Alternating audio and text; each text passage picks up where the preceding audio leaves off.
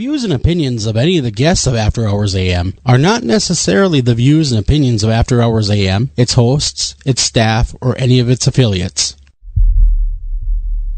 Welcome to the After Hours program.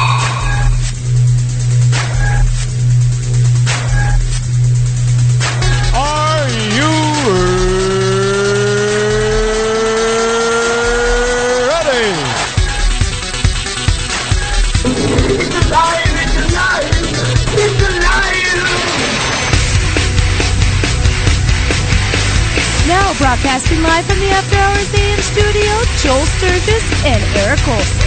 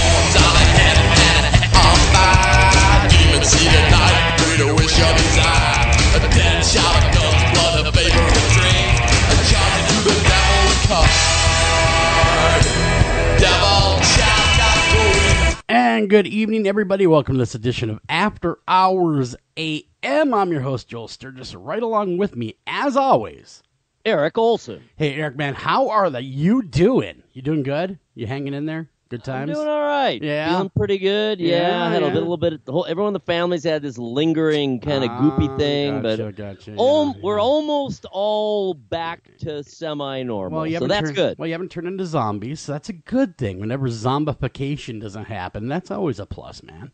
Yeah, that's a virus. That's a virus problem. It is a virus problem. Big time virus problem that's going around. You're not the only one. Everyone else I know is going when I see them.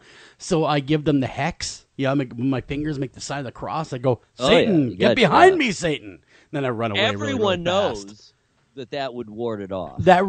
So far, man, it's worked. So I'm going to keep doing it. As long as it keeps working, I'm going to keep doing it. Well, I was able to, now everybody knows by now, next Thursday night is the big Paracon.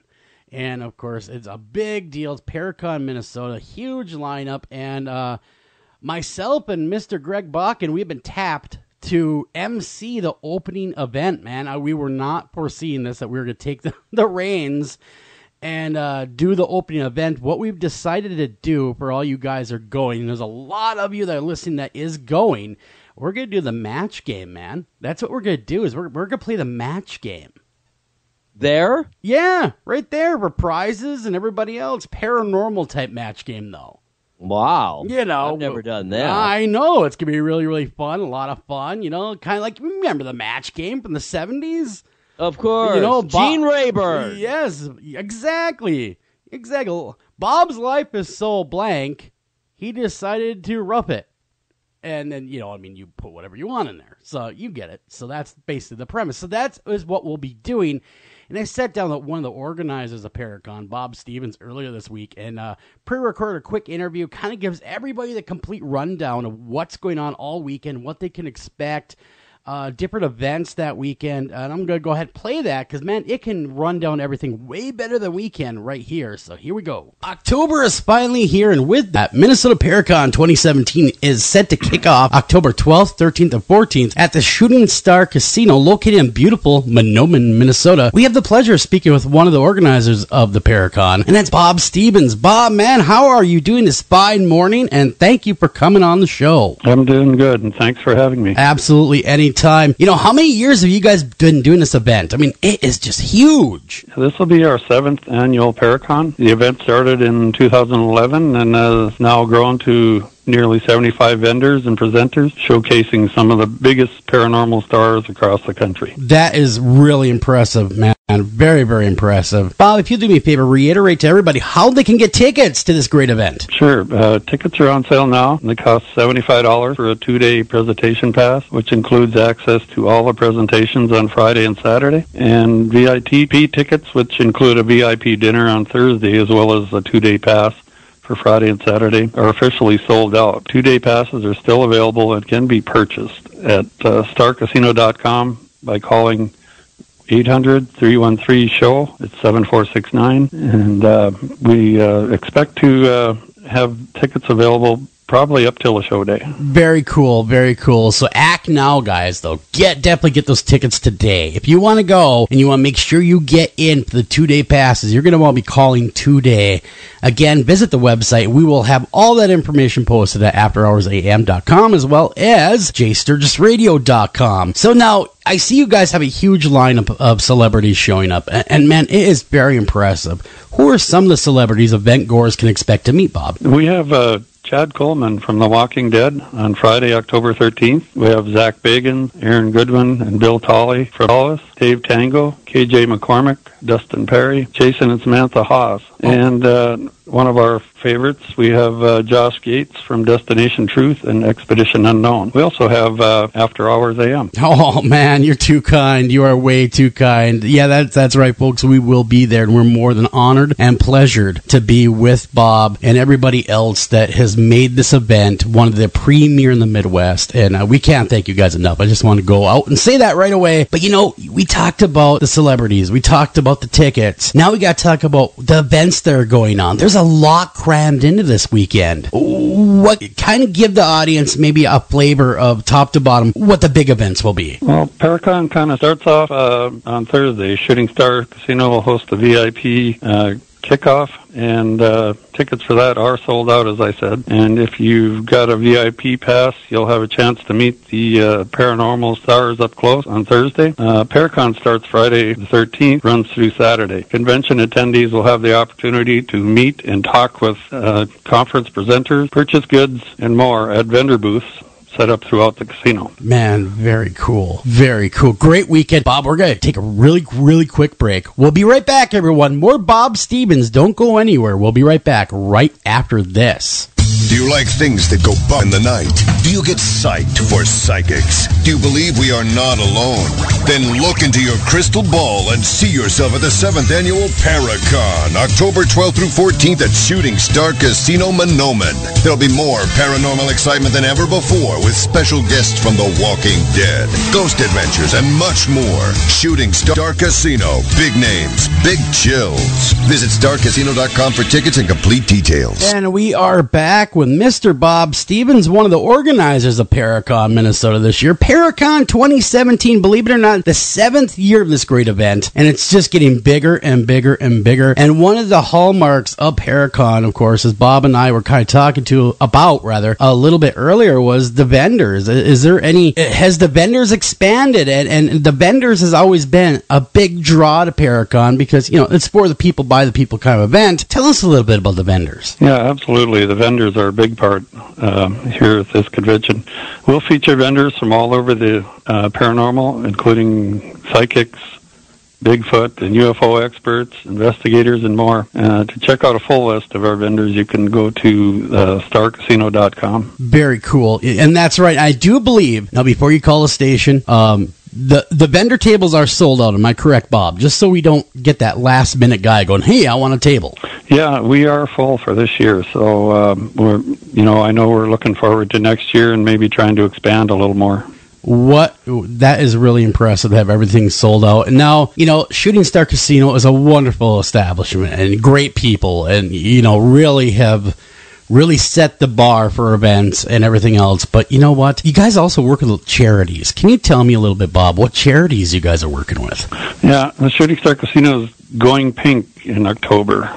Shooting Star has partnered with Sanford Health for Breast Cancer Awareness Month this October. Every Monday all month long, women will receive a free buffet. We'll also be accepting matching donations in support of the Edith Sanford Breast Foundation throughout the month. Guests are encouraged to place donation in boxes located at Shooting Star Casino. Man, that is really, really good of you guys and good of everybody. And I, for one, am a very big advocate, as Shooting Star is, for the cause and the awareness of breast cancer and all cancers. But, that's really something that hits everyone close to home. So I want to thank the Shooting Star for being a spearhead on this and really setting the example for everybody else. It's something that is really, really near and dear to everyone's heart, and everyone's affected by this disease at some point or another, most of us anyway. Now, Bob, we talked about the Paracon. We talked about everything else. Now, the Shooting Star is truly a year-round destination. Throughout the year, what kind of events can people look forward to attending throughout the year?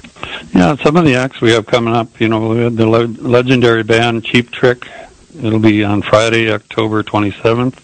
That show is now sold out. Dustin Lynch is on Friday, November 17th, and on sale now. There are limited tickets available for that. That's going fast. And we have Joe and Jet on Friday, December 1st at 8 p.m. Tickets just went on sale, and they are going very fast. So our New Year's Eve countdown is on a full weekend in entertainment and chances to win your share of thousands in cash and prizes on Friday, December 29th, and through New Year's Eve on December 31st. We're celebrating with showgirls, star impersonators, flair bartenders, and as we ring in 2018. We'll be giving away cash every half hour through midnight, and we'll start off the new year with a chance to win a new truck on New Year's Day. All that great events are going on, and the Shooting Star is truly, it's a year-round location that everybody should at least hit once, twice, 10, 12 times a year, definitely. And again, I want to thank you, Bob, for sitting in with us and talking with us about Paracon. We look forward to being at Paracon. Again, that's Minnesota Paracon 2017 at the Shooting Star Casino in Mahnomen, Minnesota. Check out starcasino.com for more details. And we're back. That was actually a pre-record of Mr. Bob Stevens, and that is all the things. I know it was a pre-record, man. That's how it was far too vibrant to be pre-recorded. That's how smooth I am, baby. You don't even know if it's a recording. Mwah! But, yeah, so if you want tickets, of course, go to starcasino.com. You heard the event lineup. Man, it is really jam-packed with the Paracelebs. It is. I keep hearing it. I go, who's not going to be there besides me? Yeah, it's going to be a really, really good event. So we are going to be there, and, of course, we're emceeing the whole thing. So, yay, us! And Fate Magazine is sponsoring us as well to be there. So, hey, Fate Magazine. And, again, this segment, is sponsored by Fate Magazine, and if you love the strange, unusual, you got to go to fatemag.com. They are the original paranormal mag. They are truly the true reports of the strange and unusual, and you can get your fill of all things paranormal, cryptid, and just strange odd. Again, fatemag.com. All right, getting back to everything. Hey, man, one thing that really bothered me this week, aside from the other hoopla we tackled last night. Oh, my goodness. Horrible things. I shouldn't say hoopla. Horrible things that have been going on. Horrible, horrible, horrible. Inconceivable. But Tom Petty passed away.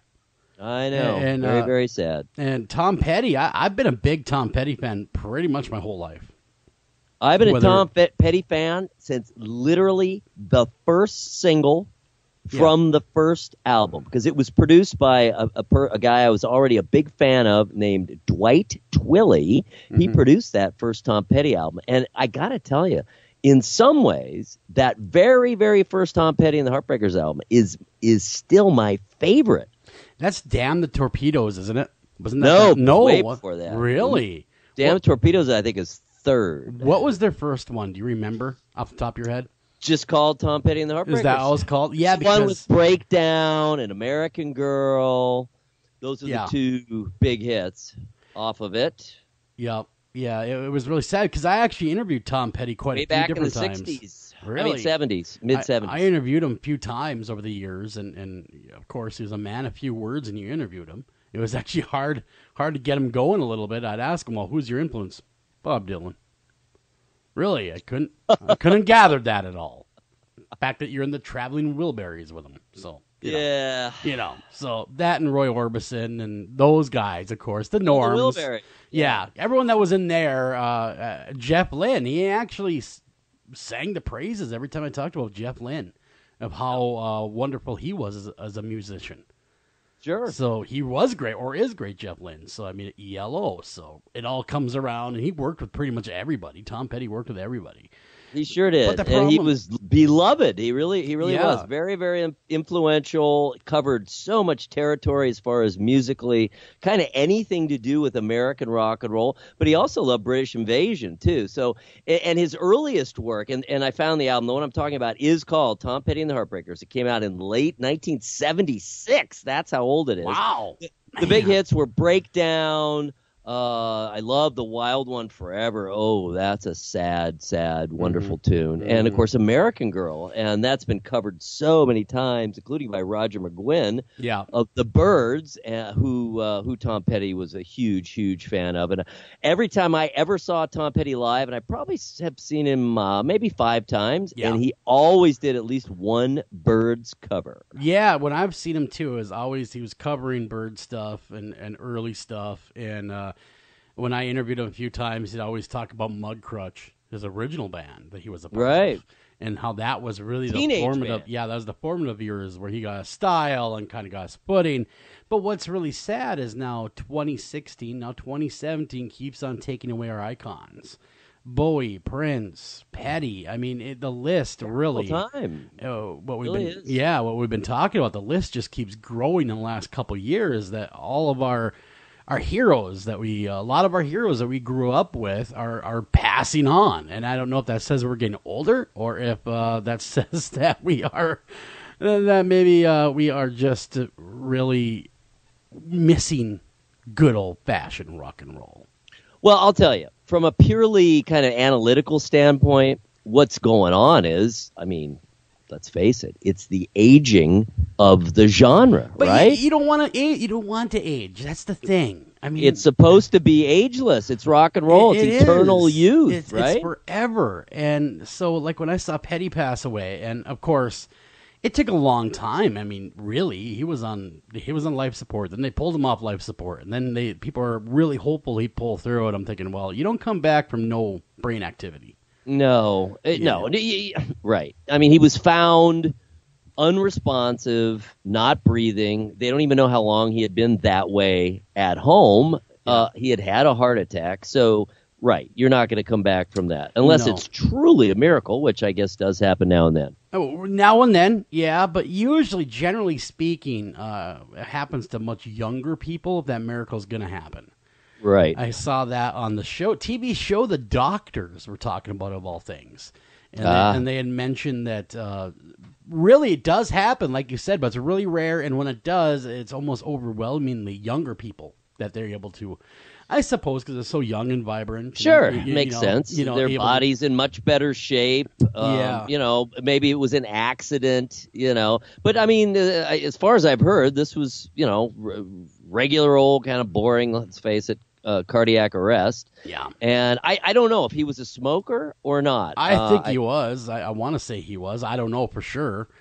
But I think he was or was for sure, because I remember seeing him smoke a couple times when I've seen him live. I'm sure he was. I'm sure at some point, right? Most of them were. I don't know what he's been doing lately, but if you go long enough, how many years off for every year on to recuperate? Well, I forget what it is. I think it takes like 10 to 15 years from the time you quit to actually your lungs get back to like what they should be, and that's a long time. It is a long time, but of course, recoup time. It's well worth it, obviously. Yeah, it is. It really is. But that's a long time. Yeah. Anyway, I don't know. I'm just speculating about that. I actually had looked it up. I didn't really find anything about his, habits. I don't know. I mean, he's 66 years old is quite young. I mean, that's not really that old in today's time and age and time, It just really. That's what we're getting. That's the other side of it is we're getting this dichotomy now between.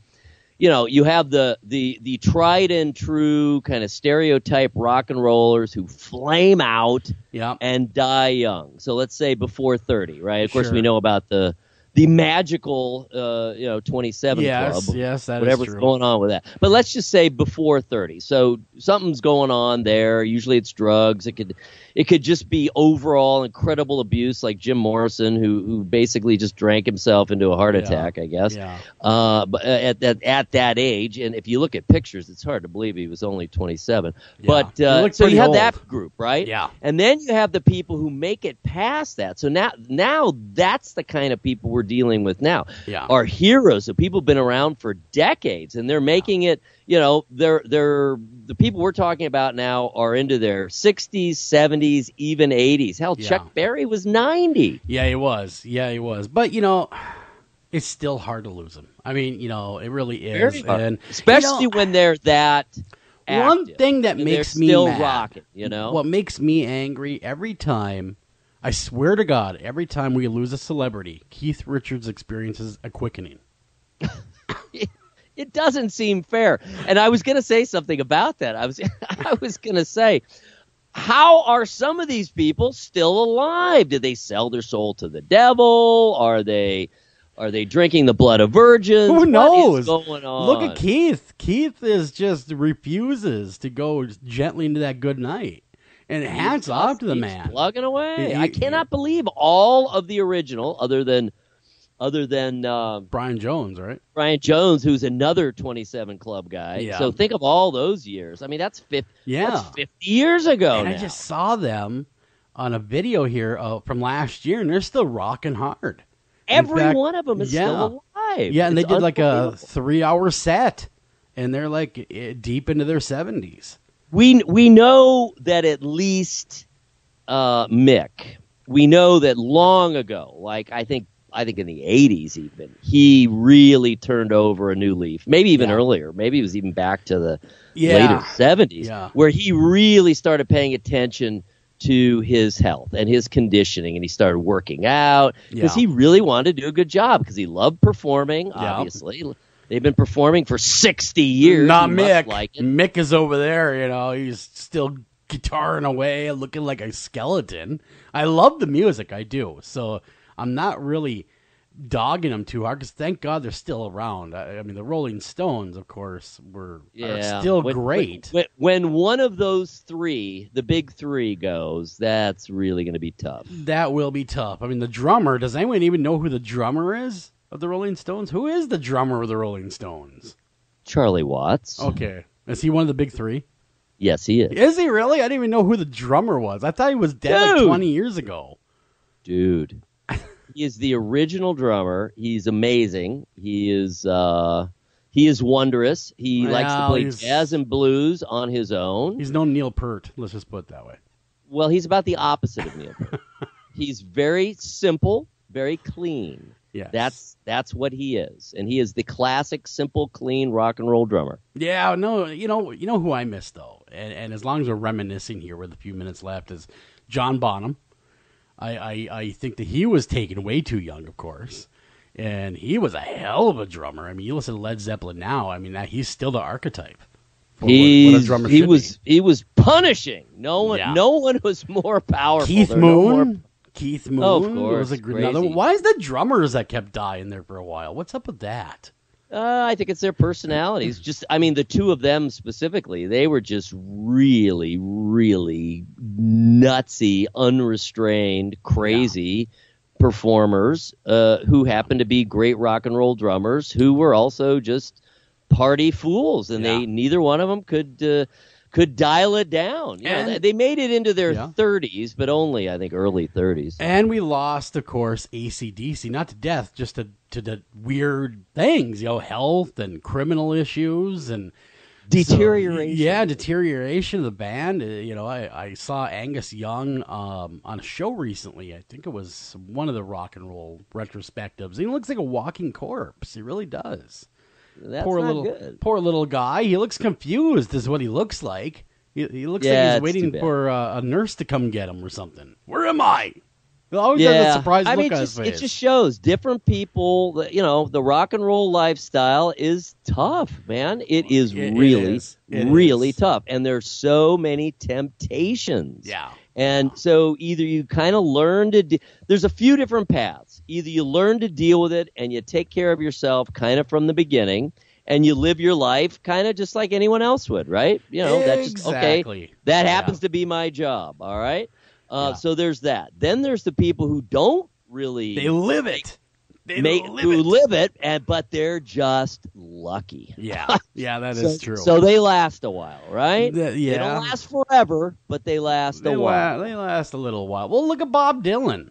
I mean, look how old he is, and he's still kicking around. So He's in his later 70s now. Yeah, you lose Dylan, you lose a lot right there. Look at Willie Nelson. He's still. That is true. Still hitting the bong. Still hitting that. Well, I think he's a joint guy, but whatever he may be, he's doing it still every day, and he's into his 80s. Yeah. Well, one life that is hard to live, and still perform. I got to get one headline in, man. We got to get one in. A Casper man claiming to be from the future has been arrested for having too much to drink in the present. Yes, Casper police officers say around 10:30 p.m. on Monday, October 2nd. They were dispatched to a residence on East 2nd Drive, or East 2nd Street, rather. Sorry about that. A man who was stating he was from the future, and he was there to help people. They found Brian Johnson, who claimed he was from the year 2048, and was trying to warn people of Casper that aliens were coming next year, and that they should leave as soon as possible. He added that he wanted to speak with the president of the town. Of the town? Of the town. Johnson told police the only way... Many towns have presidents? Right? Exactly. Johnson told police the only way he was able to time travel was to have aliens fill his body with alcohol, of course, and have him stand on a giant pad, which transported him to 2017. But he ended up in the wrong year, and he was supposed to be in 2018. Officers noted that Johnson had a watery bloodshot eyes, slightly slurred speech, and a smell of alcohol coming from him. They determined that Johnson could not take care of himself and was causing disturbances in their emergency room. An early breath sample showed that he had, a blood alcohol content of a 0.136. That's substantial. That is. Johnson was arrested for public intoxication. He should have seen that coming from the future, no? You would think. So I wonder if he can tell us, being from the future and everything, what's the rock and roll landscape looking like. But I just don't think that I think what happens is he gets a little drunk and then he forgets what happens. He blacks out and just assumes he time travels. Well, it could be that. Or, he could be the real thing. You never know. You just never know with that whole thing. But we have a great show for everyone on tap tonight. And it is quite a different show than we normally cover because we don't do the alien thing a ton, do we, Eric? No, not a ton. We don't do a huge thing on aliens. But we got two of the best on. Who we got tonight, man? We have Steve Mera and Barry Fitzgerald. Good old Barry Fitzgerald from Ghost Hunters International. And they have made a film. I guess it's going to be a 3-part film. And this is about those crazy, really kind of infamous by now, 3-fingered mummy bodies found down in Peru. Yeah, it's going to be really interesting to hear what they have to say because I think this is the first time that they've x-rayed these things. They've been examined in multiple ways, and we're going to hear about that, of course. And I guess supposedly we're going to hear about DNA, aren't we? Yeah, that's the rumor. They did some DNA sampling, and maybe they'll break it right here for us because I know you can watch the documentary, at least the first part of it, the first couple hours. Yeah, part one at YouTube, and. Really, I would say it's worth your time because it really is worth your time. If you're interested in the strange and unusual, because, man, it doesn't get strange. I was watching this documentary going, what the hell? I mean, what are these things? Because here we are looking at corpses, and I won't give away too much because I want them to talk about it. But you look at some strange things in this documentary that make you go, okay, maybe I have to rethink a few things. And that, of course, is the mysterious bodies of Peru. The beginning. And you can go check that out again after the show on the YouTube channel. They have their own YouTube channel. So check that out. Barry Fitzgerald directed it. And, of course, Steve Mera is the host. So they will be back, or with us, rather, top of next hour. Don't go anywhere. We got to go to break. Be right back right after this with America's Most Haunted Headlines.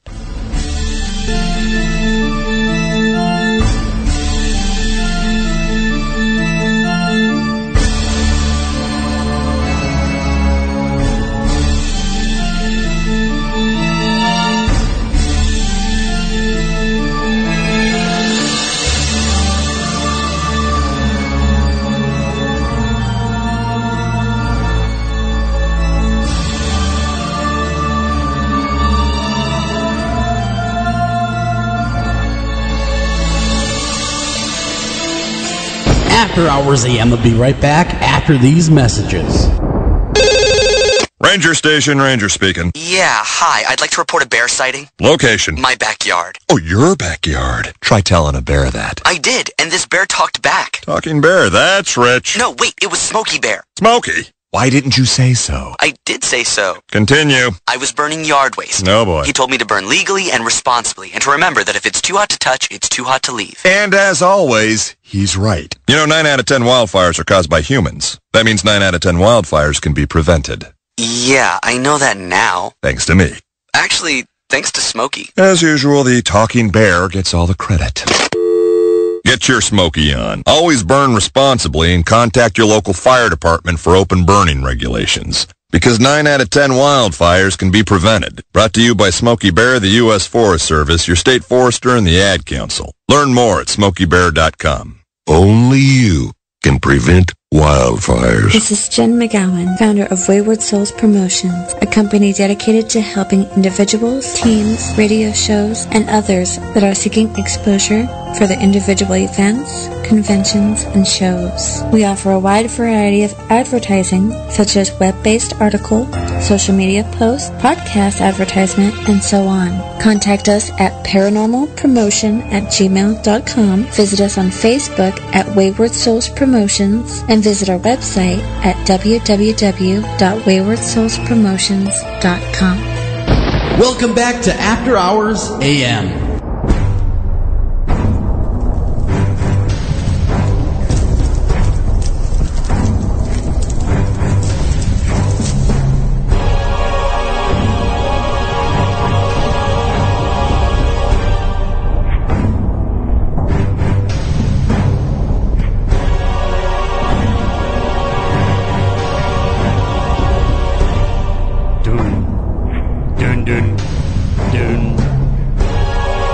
And welcome back to After Hours AM, everybody. I'm your host, Joel Sturgis. Right along with me, Eric Olsen. And that is some driving hardcore bumper music. And again, we say it every show, but they truly are our buds over there at Midnight Syndicate. And that's a new stuff, new album out there for this year. And Eric has informed me they will be performing live as well. So if you want to get out there and get your fill Midnight Syndicate live, I do believe they are performing in Ohio. They are. They're at Cedar Point Hollow Weekend. So every weekend between now and Halloween, you can go check out Midnight Syndicate live. Check them out. Really wild show. It's a fun show. I bet it is. I really bet it is. Because, man, that's some big music they're putting out there.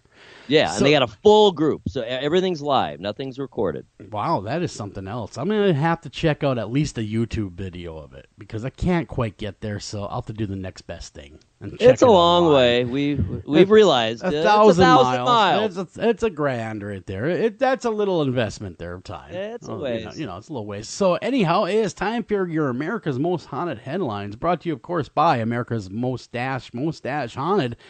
And, of course, our own Eric Olsen is the curator of all things strange and macabre over at that website. Go check it out if you want to read the great articles, listen to the shows, whatever you want to do. It's all your paranormal fill right there in one spot. Again, that's America's-most-haunted.com.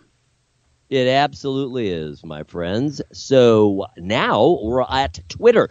Whether or not you are a Twitterfied person, just go to twitter.com/AMHaunted. That's the America's Most Haunted Twitter feed, all things paranormal, spooky, and amazemo. And the main reason to go is so you can see all the pictures. Every tweet has an image.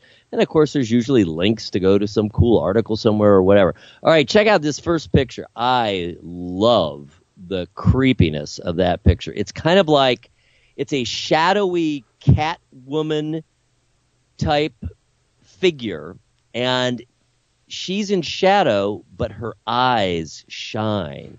And she's sitting in a chair holding a cigarette, and she waiting. To me, she looks impatient and annoyed. Her date was late. Yeah. It didn't happen again. Well, you know, cats are like that anyway. Yeah, they'll eat you. They will. If you die, and that's no joke, if you die and you're stuck in your house, you die, and you have a cat, they'll eat you. They'll eat you right up. Right now. It won't even wait. It won't even wait to the last breath. They'll start gnawing. They'll just start gnawing away. At first, a little bit tentatively. just to make sure. Little nibble here and there. Sure, just make sure you don't hop up and throw them against the wall. Exactly, because they don't like being thrown. That's one thing I found out. Especially not against the wall. No, not against the wall. But they do land on their feet, no matter what. So even after they hit the wall. That's the rumor I heard. Bounce off. That's the rumor I heard. Land on their feet. They're amazing creatures. So anyway, check out the Catwoman. I love that picture. All right, this next story. Have you been following this whole rigmarole? There's an organization. There's just like every day there's a new report about this flying humanoid, this kind of bat. In Chicago? Yeah. In Chicago. Yeah, because our good bud Adam Seltzer and I talk about this once in a while. So what is going on there? I don't know. What is it? A witch in Chicago finally felt guilty enough about these almost daily reports and all the brouhaha, and she admitted back in 2015 she conducted a blood moon ritual. Oh, no, it's always the blood moon ritual. And she may have summoned the flying humanoid. Why? Why would she summon it? Did she not know what she's doing? Is she like a novice witch or something? Doesn't quite know what she's doing? I think the summoning was left a little bit open-ended. If you see what I mean. So, I mean, what would be the reason? Does she give a reason why she was summoning in the first place? Or is it just because she's a witch? It was just kind of more a general paying homage, a ritual to the blood moon itself. Ah, okay. And so now she thinks, or she claims to be the one to bring this winged creature to us all that we have to see grainy pictures of, much like Bigfoot. Exactly. All right, here we go. I'll tell you. That was a good question you asked. The ritual, held on the shore of Lake Michigan in Chicago's Fargo Beach Park, was initially planned to honor the lake and moon, but was at the last minute switched to a kind of summoning, she said. Oh. Wow. The spontaneous impulse came as a sort of feeling in the air, according to the witch, who described a sense as though the veil between worlds was becoming permeable. Yeah, it sounds like Halloween. Yeah, okay.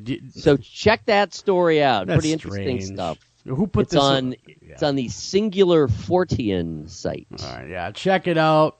Find out whether you believe it or not. That's kind of a strange story, but hey, you never know. I mean, something is clearly around in Chicago. Something's going on. Because they got all these pictures. People are seeing it. Once in a while, a listener going, yeah, I saw that thing, and it's ugly. Stuff like that. So, who knows what's going on over in Chicago? Almost every day there's a report. Well, where does it roost? Where does it live? That's what they should find out. I don't know. They should find out. Make a bat house for it, so it'll come and roost in there, and then they can trap it. All right. So moving along, because we got to do that. I love this picture again. Another amazing photograph, and this is a cluster of. I know a cluster when I see one. You know a cluster when you see one. All right, when you get stuck in traffic. Yeah, get out of here, you cluster. Yep. That kind of thing. All right, so this is a grouping of volcanoes in Indonesia. And to me, it looked like a family. You got the mama volcano, you got the papa volcano, you got the baby volcano, you got Goldilocks. I see that. Look at that. It's a Look beautiful at all of them. family like of volcanoes. 1, 2, 3, 4. There's at least 5, I think. Until it erupts, and then that's not so nice. But it's not good at all. You need to have it happen. That's how we got mountain ranges, and that's how we got valleys, and the beautiful things that we have on this earth is volcanic activity. So the volcano family is smoldering together in Indonesia. Well, the family that smolders together doesn't erupt together. No, not generally. Not generally. Okay, interesting. All right, boy, I got a video on this next one. I don't usually do videos on Twitter. That's more of a Facebooky thing. But look at this, just astonishing. Click on it and watch it unfold. Aurora Borealis from above Keflavik, Iceland. It's beautiful, though. The Northern Lights, or better known as the Aurora Borealis, is very Look beautiful. At that. We get them really bright over here. And You every said that. time they're out, it's great. You just sit there and you watch. It's really, really cool. So if you've never seen them, you can. I would imagine you guys get them too, where you are, right? Right, Eric? Or too much if light we do, produ- I haven't seen them. I don't know if we do or if we don't. It could I have be- never seen one here. But then again, it could be a lot of light pollution where you are. I'm sure it's that, and I'm not quite sure if we're far enough north, but it's Yeah. at least the light pollution. Yeah, very cool though. I love watching whenever they happen. So that is cool videos. Check it out. It really is, and that comes from National Geographic, who they really do have the visuals. I'm telling you, they have a photography contest, multiple categories every year. They just get astonishing nature, space, everything. I remember. All right, so you know what finding- tonight is? Speaking of space, speaking of the sky, I had a near and dear to my heart story about National Geographic. When I was a young man, I used to love thumbing through those things. Did you now? Do you want to know why? Because of native girls, man. Well, naturally. Yep, doing the Ubangi dance, boom, boom, boom. Everybody had that moment. You had it Yeah. too. You know you did. In the Dancing national- around the yes. campfire, boom, boom, boingy, boingy, boingy. Boingy, boingy, boingy. Yes, exactly. Yep, I remember it well. Yes. Okay. All right, so do you know what moving on. tonight is? It is Thursday. Yes, and it's October 5th. It is October 5th. Is it? What's going on in the sky? The harvest moon, right? It's the harvest moon. It is. You better get out there and harvest. There's something magical about that harvest moon. We've talked about that before. We talked about it last year. I think we've maybe even talked about it this year. Why is it called the harvest moon? Well, in the days before artificial light, and even artificial light, I mean, what farmer these days is going to light up, 100 acres? That's way too expensive, right? Yes. Well, I guess you're driving around your tractor. Anyway, let's go back to before artificial light. Yes. So the harvest moon, the bright, round harvest moon this time of year, gave farmers extra time to work late into the night harvesting so they could get the crop in so that it wouldn't spoil. That's why it was held. It was so benevolent, and it was held in such esteem because it allowed them to get that harvest in. Gotcha. That makes total sense. It does now. That's what The they call big the harvest. round light moon. Very cool. And that's why you got a song, Shine On Harvest Moon. Yeah. See, it's a wonderful thing. All right, there's a brand new Goosebumps comic book series that comes out this month. Is that exciting? That is And exciting. It's a short series. I think it's a series of 3 books, and the series is called Monsters at Midnight, and there will be a new series that begins in February.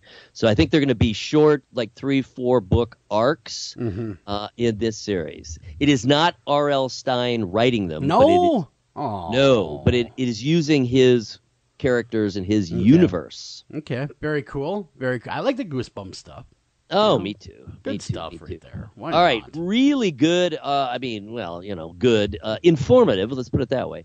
Article in one of our faves, Atlas Obscura. They should pay us or something. No, they should advertise with us. They should. Atlas Obscura, about the history of human skeleton preparation. In other words, how do you turn a body into a skeleton that you can use for teaching, or display purposes, etc. I've heard multiple ways, but one of the most popular ways wasn't it boiling? Wasn't that one of the most popular ways back in the day? Boiling is a big one. Quick lime is another. Yep.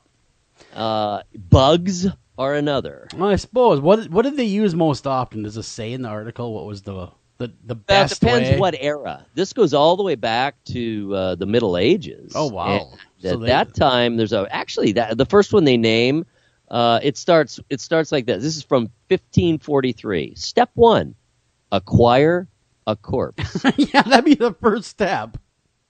Step 2: cut away as much flesh as you can, but watch the joints and ligaments. You need those intact. Oh, well, that's good to know.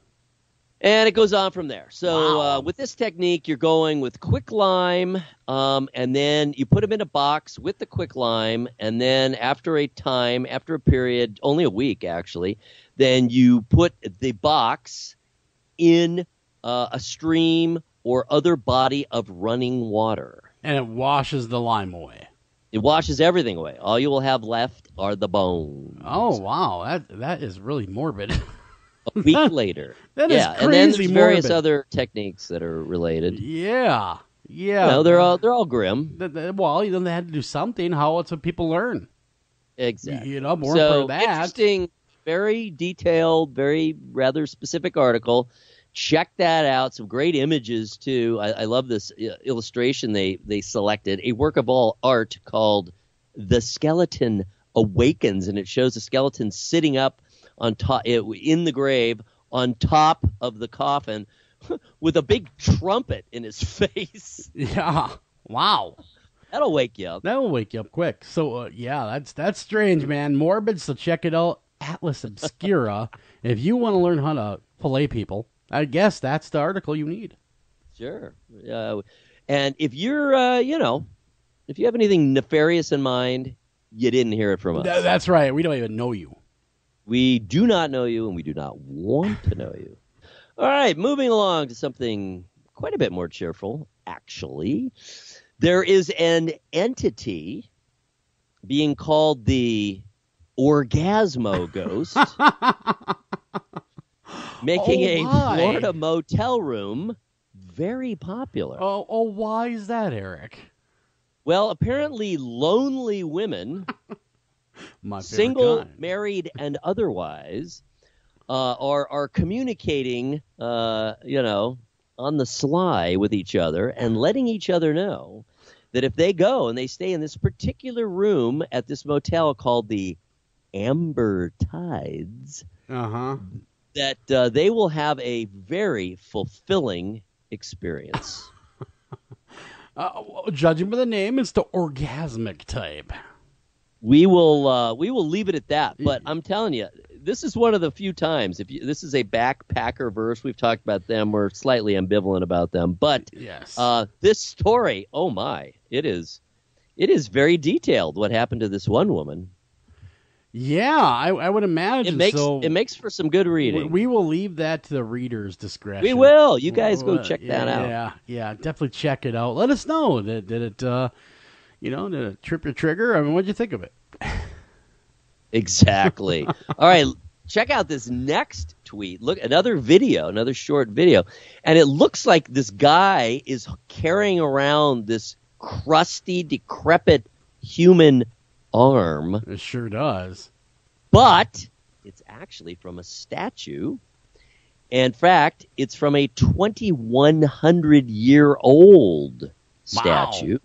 And this is that amazing shipwreck off the Greece called the Antikythera shipwreck. And that's where they found that 2,000-year-old computer. You remember that? Refresh my memory. There's a 2,000-year-old computer? It's a device that very accurately measures all kinds of astral movement. And does it do email? Does it do email? No, does it, I don't think it quite got to email. And it doesn't get you onto the internet. You can't play Candy Crush on it. Damn it. It does compute. It actually computes. Interesting. That is interesting. Amazing. Look that up. The Antikythera. It's Antikythera shipwreck. So they're still excavating that. It's in a really great spot because it's only about 100 feet down, so that's not too bad. And or maybe it's 150 feet down. But anyway, they continue to excavate it, and they keep finding amazing things. And they think there are 3 intact or almost intact, so obviously not completely intact because they found an arm, statues down there. Well, speaking of underwater, I sat and watched the movie 47 Meters Down. Do yourself a favor, don't. Okay. I might not have been drawn to it anyway. Well, the actresses they chose are generally good, but man, in this one they were so annoying. I had a hard time sitting through it. Just wasn't they're talking like Valley Girls the whole time. And it's like, no. I cannot sit through this. Be gone with you. Vals. Yeah, it was horrible. In my opinion. Of course, other people loved it. Vals. Yeah, but other people loved it. But just in my opinion, it wasn't very good. That's just my 2 cents.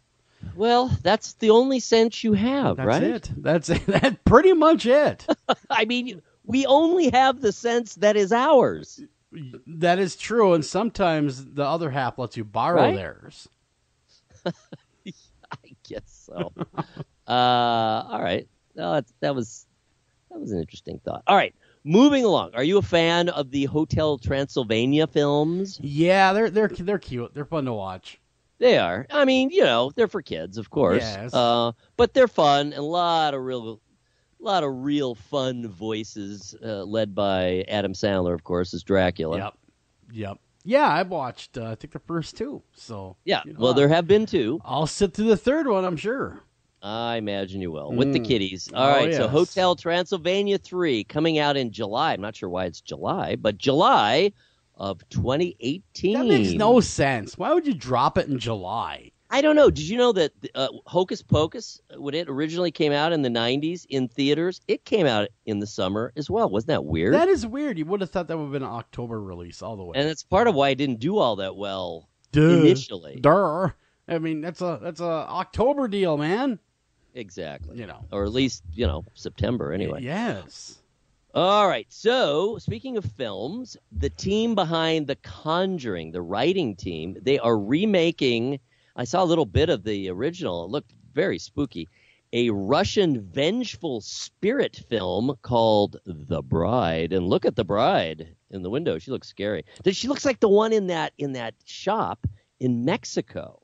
Yeah. The mannequin bride, right? Yeah, it does. It does. Wow. That should be good. The Conjuring team's pretty good. They are. They know what they're doing.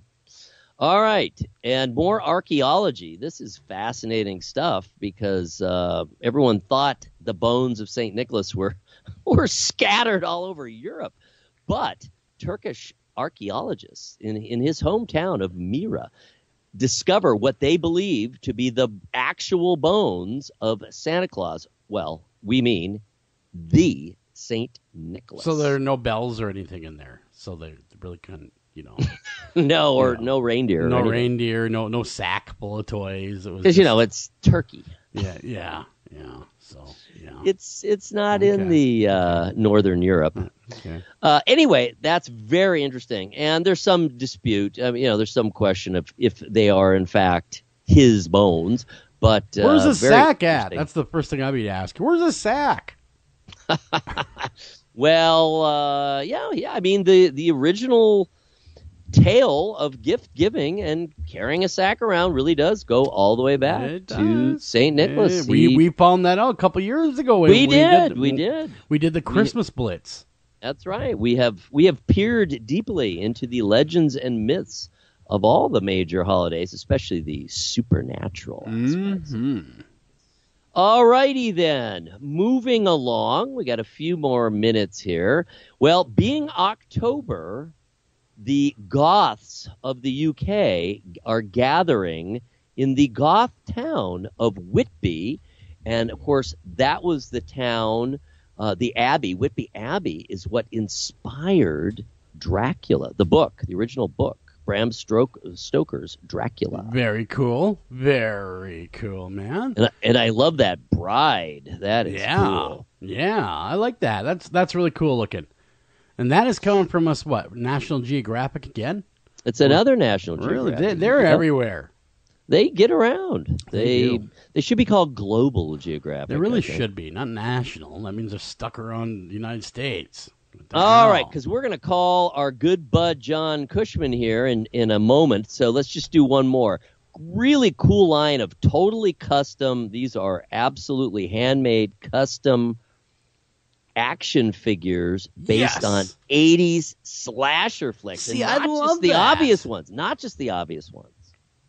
Wow, Night School. You got The Burning. Ooh, Happy Birthday to Me. Yeah, they really obscure ones. Wow, they did not go after the normal ones. Death by Toys. Look at that. Yeah, Just Before Dawn. Yeah, those are some great stuff right there. I'd actually buy those and collect them.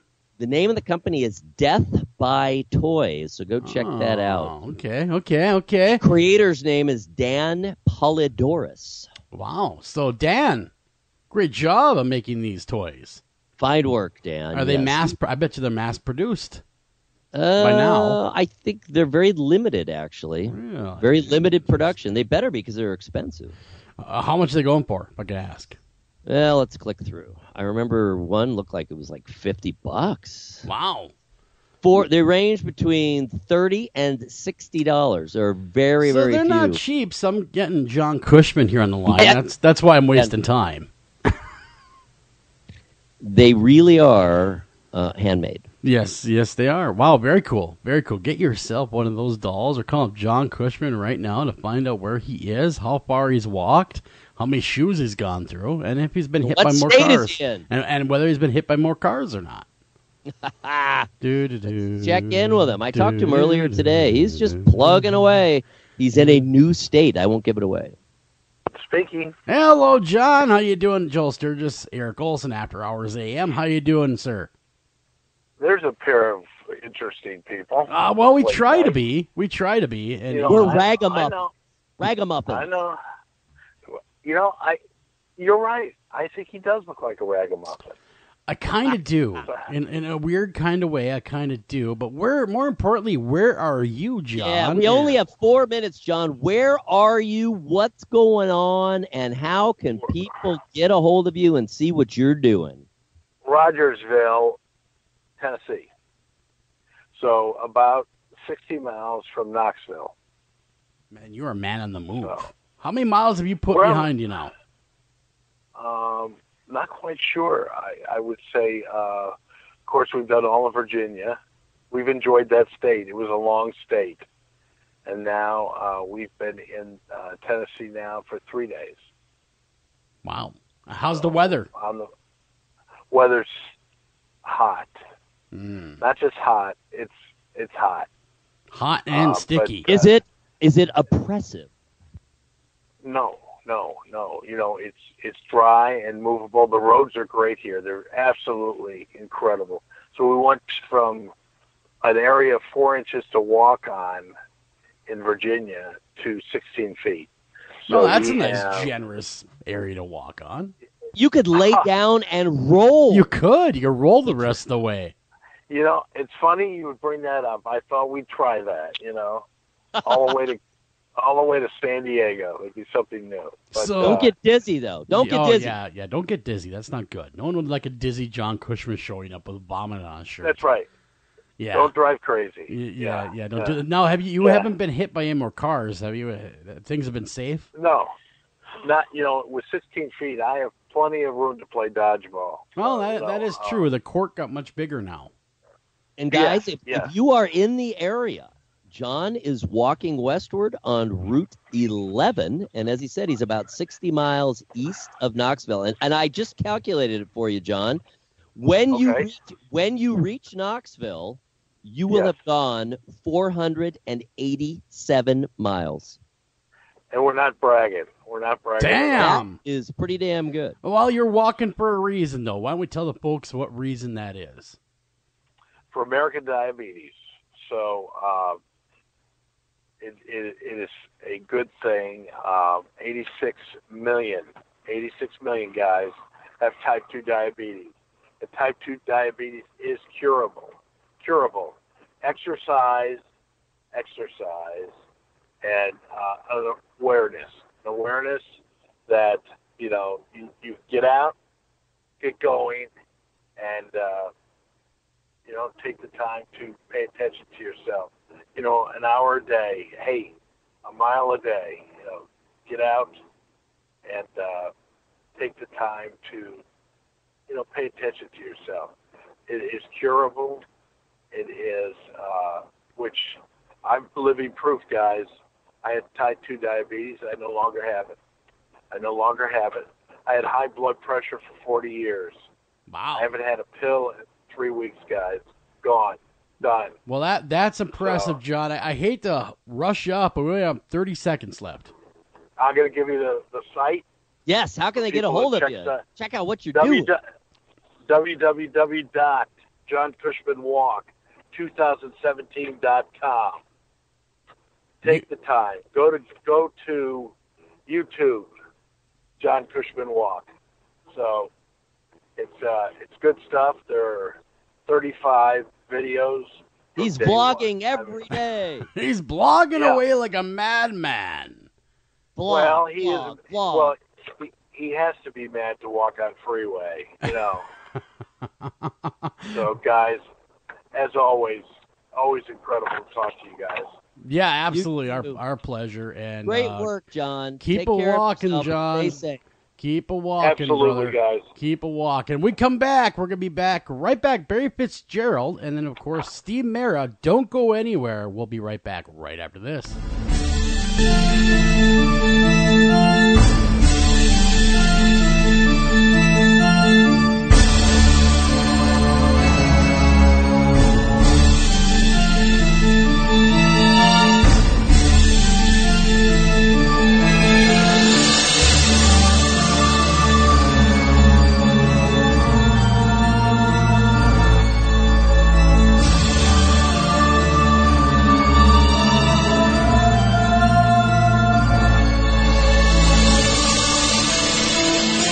After Hours AM will be right back after these messages. Ranger Station, Ranger speaking. Yeah, hi. I'd like to report a bear sighting. Location. My backyard. Oh, your backyard. Try telling a bear that. I did, and this bear talked back. Talking bear, that's rich. No, wait, it was Smokey Bear. Smokey. Why didn't you say so? I did say so. Continue. I was burning yard waste. No, boy. He told me to burn legally and responsibly, and to remember that if it's too hot to touch, it's too hot to leave. And as always, he's right. You know, 9 out of 10 wildfires are caused by humans. That means 9 out of 10 wildfires can be prevented. Yeah, I know that now. Thanks to me. Actually, thanks to Smokey. As usual, the talking bear gets all the credit.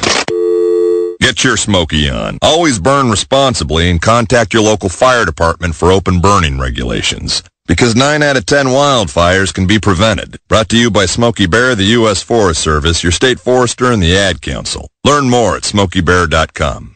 Only you can prevent wildfires. This is Jen McGowan, founder of Wayward Souls Promotions, a company dedicated to helping individuals, teams, radio shows, and others that are seeking exposure for their individual events, conventions, and shows. We offer a wide variety of advertising, such as web-based article, social media posts, podcast advertisement, and so on. Contact us at paranormalpromotion@gmail.com, visit us on Facebook at Wayward Souls Promotions, and visit our website at www.waywardsoulspromotions.com. Welcome back to After Hours AM.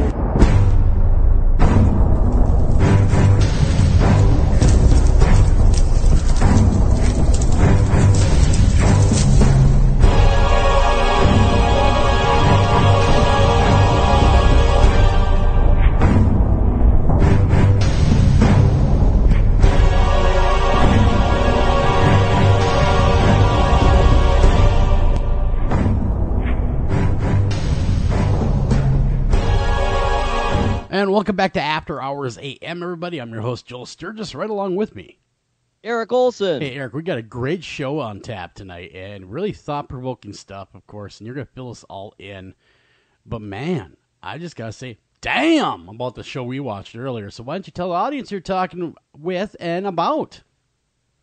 I shall do that. And I have to edit this because I don't want to give too much away, because Steve wrote up a seriously complete and amazing travel log of what happened. And like I say, I don't want to give too much away. I'd rather hear it from him. But for many years, there have been countless claims of amazing discoveries, from fairy-like small winged beings to coastal discoveries of strange washed-up creatures to small mummified alien-looking beings. All have turned out to be hoaxes or cases of mistaken identity. However, the recent discoveries of the three-fingered beings in Peru has been somewhat challenging. Steve writes coyly, before the images of the large body known as Maria exploded across the internet this summer, we first, and I'm speaking in his voice, we first lay sight on her back in April when we received photographs of her in hope of helping with identification. After a careful examination of the photographs,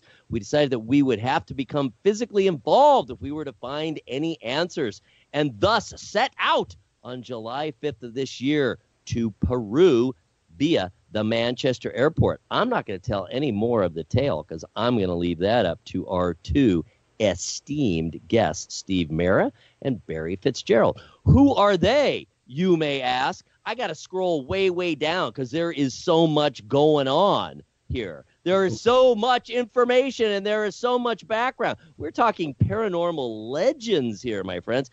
Steve first became interested in the subject of UFOs and the paranormal at an early age, and after leaving secondary school, he studied at both South and North Trafford colleges along with GEC Electrical for over 10 years and obtained a degree in electrical engineering. He now also has a degree in psychology. During this time, he began conducting research that he carried out on his own until opening Cheshire UFO Group in the early 90s. Stephen worked at Essex for NATO as a telecommunications officer, after which he took over the running of, now we got acronyms out the butt, my friends. MAPIT, MAPIT, Manchester Aerial Phenomena Investigation Team. He took that sucker over. He also joined BUFORA, British UFO Research Association, became a regional investigative coordinator and tutor. During the 90s, he founded many more acronyms. There were acronyms galore. They were coming out of his mouth, all of his body parts, acronyms everywhere. BITC, NUFORA, MARA, MAPIT, again. So he did all this cool stuff. What does he do now? Well, he puts out Phenomena magazine. He has assisted, presented, hosted over 100 TV shows and is regularly featured on international radio. He's an international lecturer and freelance journalist for a number of magazines and newspapers, has had several publications of his own, including The A to Z of the Paranormal, Strange Happenings, Paranormal Reality, The Rochdale Poltergeist, and House of Fire and Whispers that just came out last year. And we had Steve on last year talking about that's the Seattle Demon House. That was an amazing thing. All right.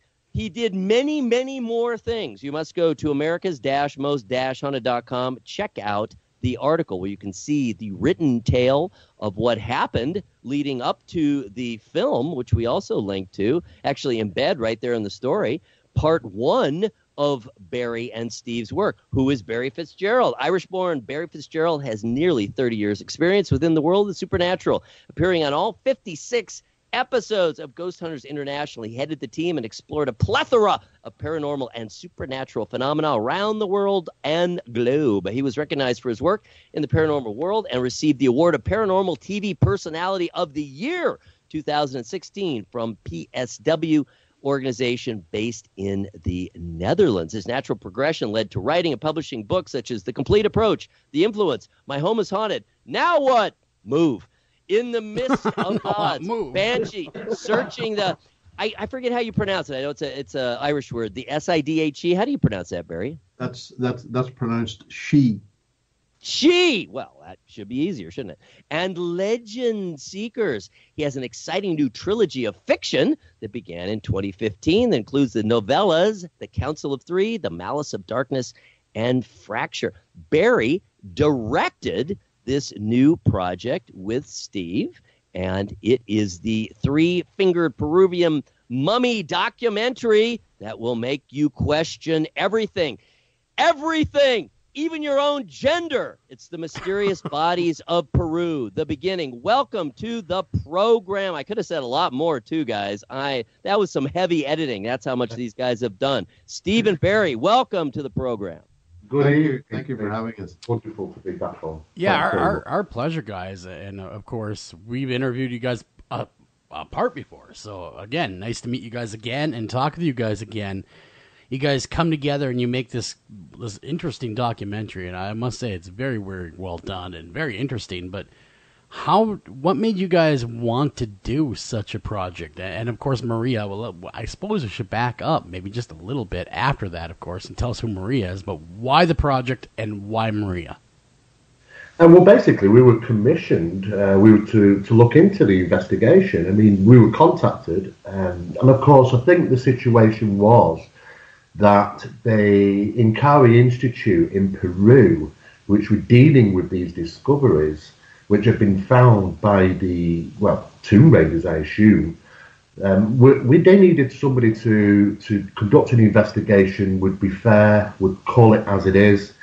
And we were contacted to see if we would assist on this matter. And of course, we're both known to be able to call it as it is and not get tangled up into belief. Just call it, just produce the evidence and let the people know.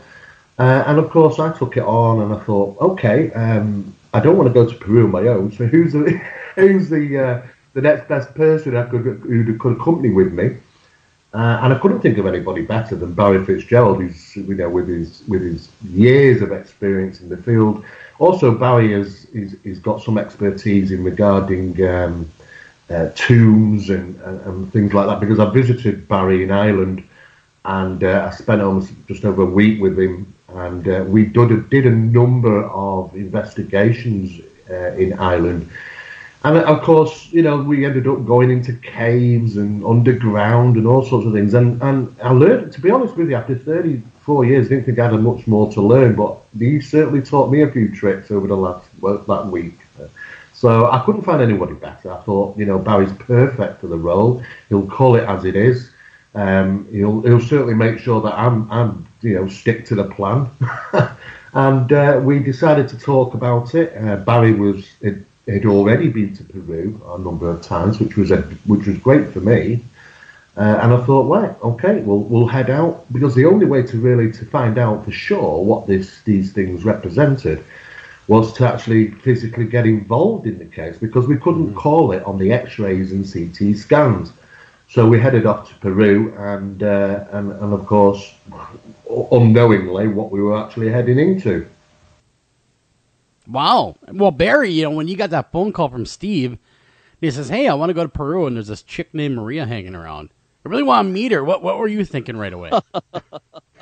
Hell yeah, let's do it. She's a bit desiccated, but wow. She's been all over the internet, and she seems lonely, and no one quite knows what she is. And of course, all joking aside, you guys, girl. Exactly, she's the belle of the ball. When you guys got there, were the Peruvian people, were they really open for you guys, kind of poking around, so to speak, with these artifacts? All There was a situation which was developing with the government, and what Steve and I had seen was that there was this attempt to squash any information getting out into the Peruvian mainstream, and this was from newspapers to radio broadcasts to TV broadcasts. And it was interesting from our standpoint, considering that this was a Peruvian artifact, or these were Peruvian artifacts, that when Steve and I reached Lima, we had the opportunity to speak to some of the taxi drivers. And those guys, they know what's going on in the city streets, and they knew nothing. No one within the vicinity seemed to know what on earth was actually going on, and had no idea, never heard of the three-fingered mummies that were being discovered. So we were competing against that, and also, as Steve has already pointed out, when we arrived in the country, we quickly found ourselves in a growing situation, and a race against time, I might add, against certain aspects of the black market that were very keen to get their hands on those particular artifacts and sell them off for millions of dollars. So we of course had to work fast, and this meant us really getting our hands dirty and getting into the situation and finding out what was actually happening on the ground level. And this, of course, led to us being taken up into the mountains to secret locations and everything else, and phone calls in the middle of the night. But it really did end up. It was quite, in aspects of it was quite scary on what was unfolding as we were there. But there were other aspects to it as well, which were exceptionally enlightening. And almost, it was almost like a spiritual awakening as well that was occurring when we eventually did get to see the bodies. Well, surely we need to hear about that. Now, of course, we want everyone to go check out the first, and I believe this will be a 3-part series, and it's called Mysterious Bodies of Peru, The Beginning, and it's on YouTube. And absolutely everyone must see that. This is no substitute. But we would love to hear as much as you would care to tell us about the actual experience of examining the bodies and what conclusions, if any, you have thus far come to.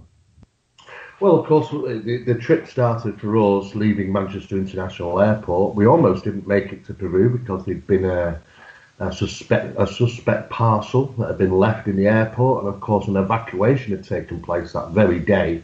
So we were met by thousands of people in queues, trying the best to catch their planes. There were flights being delayed, being cancelled, and literally had to scratch and fight our way to the front of the queue with all our equipment. And then pretty much run 15 minutes with it all, and luckily just managed to get on the plane to Madrid. Once we got to Madrid, then we caught an interconnecting flight to the capital, which was Lima, Peru, which is about a 12-hour flight.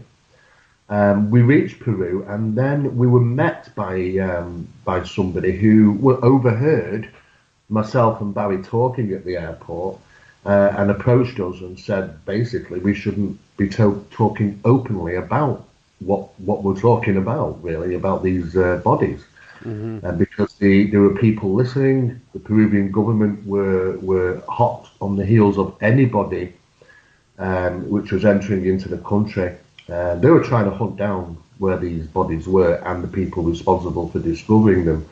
Of course, we were already aware at that time that we were probably dealing with tomb raiders, which had illegally not reported it to the Peruvian government, also had removed these items and relocated them from possibly Nazca, the plain of Nazca, to Cusco. So obviously they were obviously looking around for anybody who might have information about that. So we had to be very, very careful. We then flew about a 90-minute flight to Cusco, and surprisingly, once we got there, the first thing we were hit by was the lack of air, to be honest with you. We were at 11,000 feet, and that kind of developed into altitude sickness, which stayed with us for the whole duration of the investigation, unfortunately. So we had to sort of grin and bear what we were dealing with then, and that involved, vomiting and sickness and dizziness and out of breath and headaches. And of course, on top of that, we were dealing with a climate which was quite warm, and of course, having to deal with the investigation purpose as well. We had to try and get as much as we possibly can get done. Whilst we were there, there was no rest. We travelled straight to the hotel, and literally within half an hour or so, we had to meet with the Inkari Institute personnel, the people that worked there. The first person who we met was Thierry Hamming, who was the president of the Inkari Institute in Cusco, Peru, and a couple of his colleagues he works with. And they told a really fascinating story how, just out of the blue one day, these guys walked in with these bodies and just basically dumped them on their counter. And what they said is that we found these. We want you to conduct any research analysis. You tell us what these things are. However, they made it perfectly clear that they own them, and that at some point they'll be back to collect them. So they were kind of dropped right into the middle of a media storm, really, when this got out. And they couldn't really. They looked over these bodies and they couldn't identify, and they had to actually conduct some forms of basic analysis to try and figure out what these things represented. And of course, they couldn't call it. And of course, when asking for our involvement, we were hoping, okay, well, we might be able to call it. We've looked at these things before. Most of the time, we can conclude from reports and photographs and x-rays and scans and things like that, and we can pretty much work out that it's particularly it's this or it's that, it's a fake, or something's been doctored. Sure. But to be honest, looking at these things, we were stumped. Myself and Barry couldn't call it. It would require, from what we gathered, a thorough physical examination. We would have to physically see these things and go over and scrutinizing the bodies from head to toe. And also maybe the possibility that having to call it through DNA analysis, because whatever this represents, these bodies, that it might be just not be able to call it simply because we've just been there and looked at these things, but we might have to have DNA analysis to confirm that. So we were hoping that we might have got a chance to see the bodies, even though that it was nothing planned. And when we talked to the Inkari Institute guys, they said, well, unfortunately, the guys that discovered these are tomb raiders, and a pretty much undesirable bunch of guys that you don't really want to be dealing with. They've took these bodies back, and they didn't actually have them anymore, the Inkari Institute. As I say, they also mentioned that the Peruvian government were hot on the heels of trying to find these things. They were caught up in the middle a little bit themselves, because they've been asked where these bodies were, and they said, well, they've been taken back. We don't know where they are now. But they only had them for a short period of time just to conduct some tests and try and figure out what these things were. The police authorities had already conducted several raids of buildings in Cusco in hope of discovering these bodies and those that found them. And they had been unsuccessful up to this time. So we didn't really think we were going to get the opportunity, which was a shame, but we did manage to we were handed documents from Inkari Institute, from the x-rays, from the CT scans. These are further x-rays and CT scans that have been carried out of a much more professional nature. And we really wanted to scrutinize them, so we managed to be able to do that. And lucky for us, literally the following morning, early hours of the morning, whilst at the hotel, I think it was about 2:14 a.m., I remember it exactly, my mobile telephone, my cell phone rang. And I wasn't expecting to get any phone calls whilst being in Peru. Well, firstly, I found that a little bit odd. And I picked it up, and it was I didn't recognise the number, and there was a guy on the phone who was clearly, obviously Peruvian, didn't speak English brilliantly, but he did talk about us having the possibility of being able to witness something, see something. And of course, I immediately thought, well, maybe they're talking about, one of the bodies. Yeah. But they did have a number of, things that we had to do in certain order. They told us that we couldn't do any filming, that we would be picked up from the hotel. Can't do any filming. Can't identify the guy who picked us up. Cannot identify the vehicle, and most of all, we couldn't take our cell phones with us. In the middle of all this, the excitement, I just said, yes, no problem, whatever it requires, we'll do. And that was arranged for 4 o'clock the following, that day. I put the phone down, Barry looked over at me and immediately said to me, Steve, what have you just agreed to? And then it suddenly dawned on me. His face was horror when I turned around and told him that the conditions of this meeting, that we weren't allowed to take our cell phones, and then suddenly it dawned on me what I'd actually agreed to then at that point, and thought, oh no, this could be a little bit dangerous. Well, I was gonna say, you're in Peru and they're telling you can't even bring a cell phone, going to a strange location. I mean, was it the Bat Cave you guys are going to? I'm surprised they didn't very Raiders guys. of the Lost Ark. Yeah, right. I must admit, having been to South America on multiple occasions, I knew how dangerous it could get. And this being Steve's first time, I thought, oh my God, what has he just done?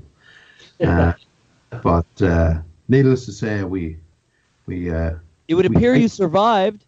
We survived, yeah. And we went ahead with the plan. So, of course, come 4 o'clock, a gentleman walks in, asked us by name. We were already in reception by that time, but we did have our cameras with us. First thing he did is point down towards the cameras and shake his head and said, look, let's, we'll bring the cameras, let's just do a little bit of filming on the way, just of the city, the town, that sort of thing, just to get some bits of B-roll and things. Yeah. We were video documenting everything. We were also putting out an hourly, for an hour every day, doing a video blog. And we were putting these on social media to let people know. There was a kind of a twofold thing. Not only was it letting people know, but it was also kind of a record as to where we were and what we were doing. We thought but your safety too, your safety, so people would also know you're okay. I mean, I would be awfully scared, or at least have some trepidation about, hey, show up here, but don't bring your cameras, don't bring your cell phones, don't bring anything. And we'll take you to where this is at, knowing that Peru sometimes, let's just be honest, it's a bit of almost a third world country. You don't know what you're running into. So you guys are braver than I would have been. Well, of course, yeah, we know there's a huge amount of poverty there. We understand that, and of course, we knew that there were certain risks meeting these people. If they are already criminals, we already know that. So, the first thing, we entered into a long conversation with myself and Barry as to what ifs, and the idea was basically that we don't take much money with us, just in case that they take the money from us. The cameras were already insured, so if they take them, fair enough. And Barry had nipped to the shop and got a nice big bag of sweets to give out to them all. So when in doubt, whip candy on them. that's the way. And of course, the guy turned up, and he took us. Well, we were driving through the town of Cusco, and then we started to climb. I assumed we were only going to be about a 15-minute drive or something of that nature and going to be in Cusco town, but that wasn't actually the case. It turned out we were heading up into the mountains, and this went on for almost a good hour, climbing and climbing all the way up to around about 14,500 feet. Now, it did cross my mind, why didn't they blindfold us? Because we might be able to just follow the route. And it suddenly realised the reasons why they didn't is because there were twists and turns on dirt path roads which are unnamed, and I had no idea where we were. I was absolutely lost on the top of the mountains in Cusco. An hour outside the town itself, there was just us, the sky, and condors. We were lucky to be able to stop the car, and we asked, can we do some filming of the condors? And we did some filming of the condors, and that was nice. Well, that was our opportunity to sort of kind of ease our way into doing a tiny bit of filming in the car. Sure. Because we wanted to document. It was really important for us to document as much as we could. Obviously, there was going to be a chance that we were going to lose it all anyway once we got there, but we wanted to take that opportunity just in case. So we managed to. And then the driver suddenly made this sign like, cut the cameras. I thought he was going to say cutting your throat. I thought, oh my God, get the cameras off, Barry. So we turned the cameras off, and I was expecting a couple of minutes later to be at the place, but no, another 15, 20 minutes later, we eventually turned up outside this old-looking warehouse with guys stood outside with very stern-looking faces, and of course, wild dogs scrapping outside this My place. Lord, guys! Oh, I tell you. That was like the punk band behind the dumpster in the alley that we interviewed. Exactly. You got biting dogs. You got people saying, yeah, you can come, just don't bring your crap with you. And all that kind of stuff. My God. It just sounds like it was really a harrowing experience just to see a lot of intrigue. Yeah, talk about espionage and everything else that's going on. That's how it feels anyway, like we're going to get to some type of weird government conspiracy at some point or something. But I'm sure there isn't, but it'd be cool if there was. Well, we reached this place. We thought it looked all run down. Where the hell are we? And what is in this place? And then we were escorted into the building. And of course, Barry was looking around, and it was old. It was run down, and of course, we were taken into another room. And that was quite interesting, wasn't it, Barry? The other room. It was quite something a little bit different. Yeah, it certainly was, because my alarm bell started going off immediately once I saw what was through the door.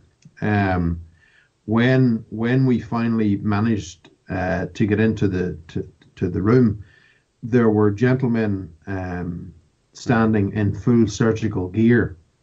Wow! And of course, my alarm bells suddenly were going off left, right, and center. I hate to cut you off. We got to run a break.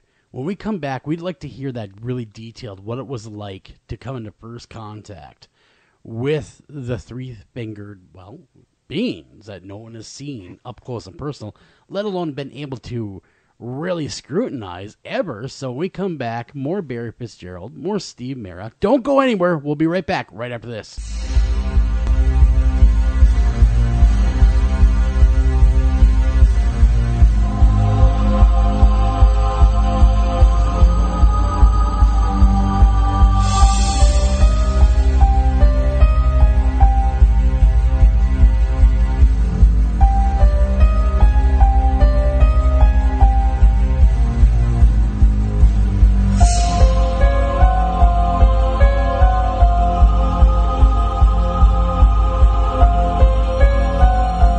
After Hours AM will be right back after these messages.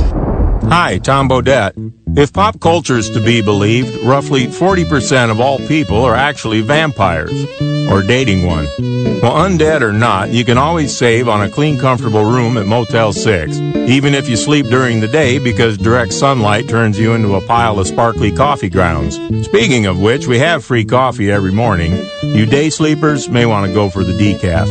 I'm Tom Bodette, and we'll leave the light on for you. Book online at motel6.com. This is Jen McGowan, founder of Wayward Souls Promotions, a company dedicated to helping individuals, teams, radio shows, and others that are seeking exposure for their individual events, conventions, and shows. We offer a wide variety of advertising, such as web-based article, social media posts, podcast advertisement, and so on. Contact us at paranormalpromotion@gmail.com, visit us on Facebook at Wayward Souls Promotions, and visit our website at www.waywardsoulspromotions.com. Welcome back to After Hours AM.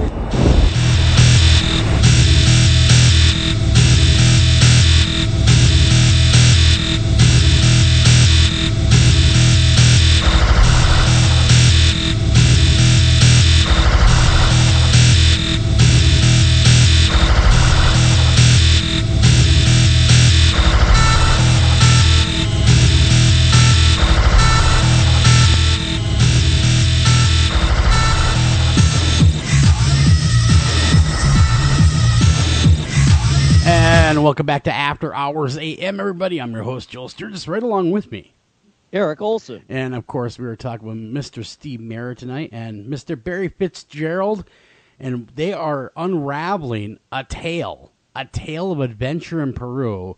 They are spinning a yarn. They are dealing with the three-fingered beings. And when we left, Barry was talking about their first entrance into the chamber of where these were kept. Now, go ahead, Barry. Before I stopped you to run the break, why don't you go ahead and tell us what that was like, both for you and Steve, both of you guys. Tell us what it was like to actually put eyes on them. They're real. Well, there they are. I have to say, at that particular moment in time, we didn't actually know that we were about to see the bodies. We knew we were going to see something, but we weren't quite sure exactly what that was. And walking into a room with guys wearing full surgical dress, the first thing goes through your mind is, are my kidneys going to come back out of this again? Am I going to wake up in that cold pool again? Damn it. Exactly, yeah. And so that was the big shock for us. And of course, trying to remain calm in that situation takes all your might. But we managed to do it, and those bag of sweets that Steve laughed about really come into play here, and eased the situation for everybody. And it was nice to see the smiling faces under the grin, or under the surgical masks. But it was shortly after that they brought the first body out. That's whenever we knew that we were going to get to see the bodies. And the first body that was brought out was small. It was about 12 inches tall, very, very thin, very, very rigid, and small bones, and very brittle by the look of it.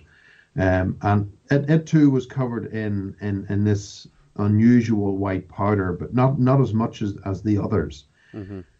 Steve had recognized this particular piece, and it had what looked like a fish's head on top of its shoulders, Now, Steve called it.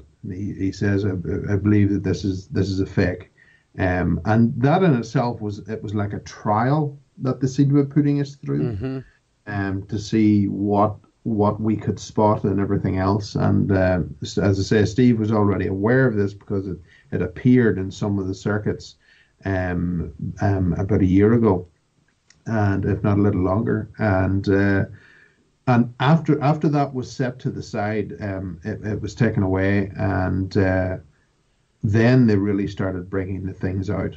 And that's whenever it started really getting interesting, because the first to come out were these decapitated heads, and they were elongated, about the size of a mini rugby ball, and they had like a flat face, large bulging eyes, small noses, and little slits for mouths. And we were able to look over these, and again, they were covered in white powder. There seemed to be something rattling about inside. We were informed it was the remains of the brain, and then they brought out the first of the large bodies, which had its head intact, and this was about 26 inches in height, and about 8 inches in width. Well, they bring the bodies out, the big one, the first of the larger bodies. How tall were they? They were about 26 inches tall. So that would make it 5'6", 5'7", somewhere in there. Did you say 21? Oh, 21 inches tall. 2 feet. 2 feet tall. That's pretty tiny. Just over 2 feet tall. That's very tiny. Yeah. We started off with the smallest one, which was about 12 inches, which was, we called it, I just said that this is fake. And of course, I'm thinking, oh my God, maybe should I have said that? But I just have to call it as it is. I knew this was fake. It had a fish's head off the ground out loud. It went very quiet, and they actually nodded and said, yes, we believe this is fake as well. And I thought straight away that we were probably being tested, like Barry mentioned. Kind of like a gatekeeper. Yeah, get through the gatekeeper to get the real goods. Yeah, exactly. And I thought, well, if this is all we're going to see, then fair enough, I'm just going to call it as it is. And at that point, we entered into a big conversation about the necessity to video record this. And of course, initially they told us we couldn't do any recording. And I just said, look, at the end of the day, why are we even here then? What is the point? We can't document anything. Nobody's going to believe us. If you want to get this information out about these, and if they are authentic, then we're going to need to document this. Yeah. And of course, there was a lot of humming and hawing, and eventually we managed to convince them. Barry's bag of sweets certainly came in handy. And there was one condition was they had to relocate themselves to the rear of Barry, out of the frame of the camera. And they basically just said, look, if that camera ends up pointing towards our direction, you'll just lose the lot. And I thought, all right, okay. I said to Barry, look, just focus on the bodies. Don't get these guys on camera for whatever, for crying out loud. And of course, they came out bringing these bodies out in a certain order of size. Because, like Barry mentioned, the next lot that came out after these skulls was these 24, 26-inch bodies. There was about 3 of these. Clearly, these had the skulls intact on the bodies, exactly the same type of skulls. And we looked over these. We not just look over these, we scrutinized these. We were up close and personal with magnifying glasses, with specialized lighting. We were looking for any alterations, any joins, what was the white powder. Yeah. Could it be anatomically altered? We were presented with the x-rays and scans, which we've been able to put up on a light board and really look deep at the x-rays at what had been taken. And of course, we looked at this and said, well, okay, first thing Barry pointed out, there's no nasal cavities in these. They didn't seem to have any what looked to be lungs, so we're not too sure how they even breathed. They had 3 fingers and 3 toes. And the most prominent thing from the x-rays, they didn't seem to have any ball joints in the arms or the legs. So I think walking would have been, certainly looked a little bit unusual, robotic probably even. And I looked over at Barry and said, well, do you know what? I wouldn't want to call it, but it doesn't look right. You know, they just, something doesn't look right about these. And of course, well, we kind of just said, well, you know, we'll just have to carry on. And of course, they brought out a couple more of these bodies. They claimed one was a male and one was a female. And, you know, if you want to call it that. And of course, the difference being is that there was one which was assumed to be male, which had a longer neck. Presumably, as they said, the neck could alter up and down, a bit like Steven Spielberg's E.T. a little bit. But why do you think it was male and not female? What was the tells on it? There's no reason for that. We just don't know anatomically. But this is what they were saying, these discoverers. Would they... Steve, I hate to cut you up, but would they line up with what people reported as gray aliens, kind of that featuristic, those kind of features, the large heads? Yeah, that's certainly Barry's more area. What do you think, Barry?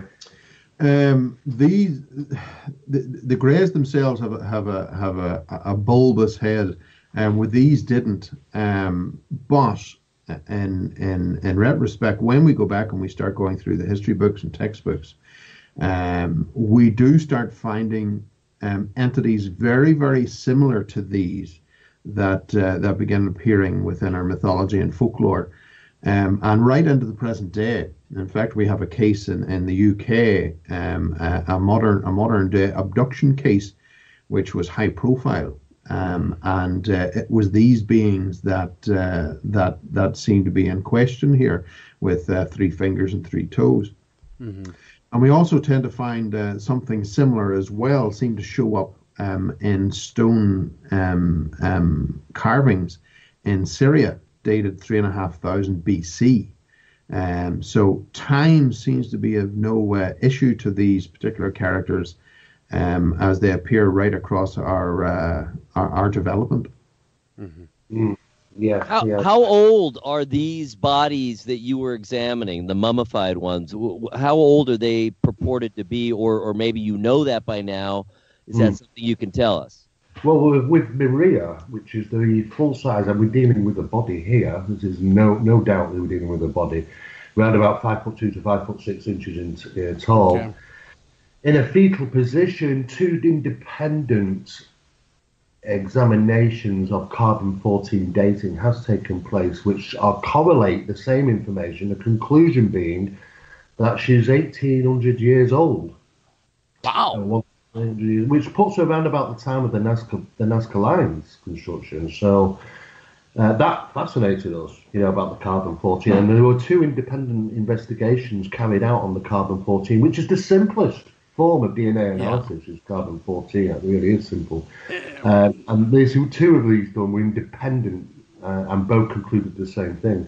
Okay, I got to push you guys a little bit. I have to do this. Got to ask. DNA testing, I know you guys did it. Are you at liberty to tell me what it came back as, or do we have to wait for the next installment? Because, man, I'm dying to know whether there's any human DNA at all in these mummies. Okay, so basically what we've got is, after being shown these different bodies and eventually getting to Maria, because they worked all the way up to, and they showed us everything, which we were really surprised we were there for a long time. In regarding DNA analysis, there's different people have taken forms of analysis and come out with their own bits of information. But at this moment in time, if you really do scrutinize this documentation that's been out, that there is a lot of conflicting information between them. Some of them say Maria's male, some of them say she's female. It's simple as that. There's differences in regarding some saying she's 100% human, that she's 30% human. It's just a mess. And you actually start really digging. You start to realise that you've got people who aren't really qualified to talk about it, such as radiologists talking about the DNA evidence. If you go into hospital and you get an X-ray, that guy doesn't usually tell you, sit down with you and consult with you. They pass it to an expert who deals with it. And of course we have that. We have a doctor that seems to be involved in the investigation as well, which is questionable as to, does he have the skill set to be dealing with DNA? It would seem that he seems to be more associated with Kirlian photography than DNA analysis. There's questions as to who's performing the DNA analysis. And the most important thing, which we quickly learned from our professors, which are working with us from the universities, is that there's no chain of custody. The most important thing ever to be done is to document where those samples actually came from, they were taken, the procedure that had been taken, and it's be fully documented as a chain of custody. Because if there isn't even that, then it's not worth the paper they wrote on. Well, Steve, would they allow you to send it to a third-party independent testing house, any part of it? Well, what basically happened is, as we were going through the examinations and looking at this, eventually we got to Maria. I mean, this big plastic box came out, and something very profound quite happened at that very moment in time, because they lifted the lid on this thing, could see Maria in this box, and they were lifting her out and placing her on this table very carefully in front of us. I looked over at Barry and I thought, oh my God, I'm going to lose my cameraman here. I thought, taking in consideration we've been suffering from altitude sickness, and it was hot, we had face masks on top of that, so it was difficult to breathe, let alone talk to the camera. Barry was blood red in his face, there were tears running down his face, and he looked over and he just went, oh my God. And I thought, is he all right? I thought, is he saying that because he's going to pass out? You know, Sure. Has it finally took its toll?